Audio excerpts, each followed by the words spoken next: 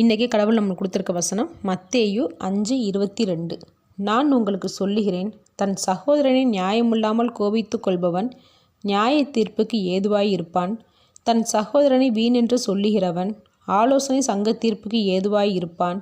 மூடனே என்று சொல்லுகிறவன் எரி நரகத்திற்கு ஏதுவாயிருப்பான். இந்த வசனத்தை கொண்டு கடவுள் நம்மகிட்ட என்ன சொல்கிறத பார்ப்போம். தேவன் நம்ம மேலே வச்சுருக்க அன்பு சகோதர பாசம். சில பேர் கூட பிறந்தவங்க மேலே ரொம்ப அன்பாக இருப்பாங்க, அவங்களுக்காக எதுனாலும் செய்வாங்க. சில பேர் வீட்டில் பார்த்தோம்னா கூட பிறந்தவங்கள வேஸ்ட்டுன்னு நினைப்பாங்க.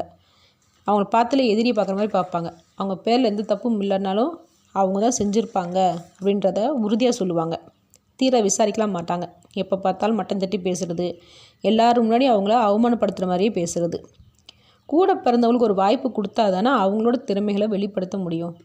அவங்களோட வாழ்க்கையை நாமளே வாழ்ந்தோம்னா அவங்களோட திறமையை எப்படி வெளிப்படுத்துவாங்க? எல்லா தப்பையும் நம்ம மேலே வச்சுக்கிட்டு அவங்கள மட்டம் தட்டக்கூடாது, எதுக்குமே லாய்க்கு இல்லைன்னு.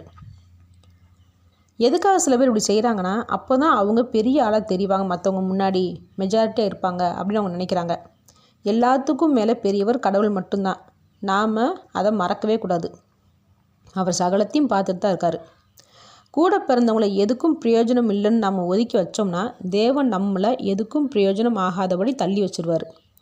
தேவன் நம்மக்கிட்ட எதிர்பார்க்குறது காணிக்கை இல்லை, முதல்ல எல்லாரிடத்துலையும் அன்போடு இருக்கணும் தான் சொல்லிகிட்டே இருப்பார். தேவன் நம்மளை சகோதரன் சகோதரியாக ஏற்றுக்கிறோம்னா முதல்ல நாம் நம்மளோட கூட பிறந்தவங்கள தாழ்த்தி நடத்தாமல் தகுதி இல்லாதவனு ஒதுக்காமல் இருக்கும்போது தேவன் நம்மளை சகோதரன் சகோதரியாக ஏற்றுப்பார். அப்போ தான் உயர்த்தவும் செய்வார். ஆமேன்.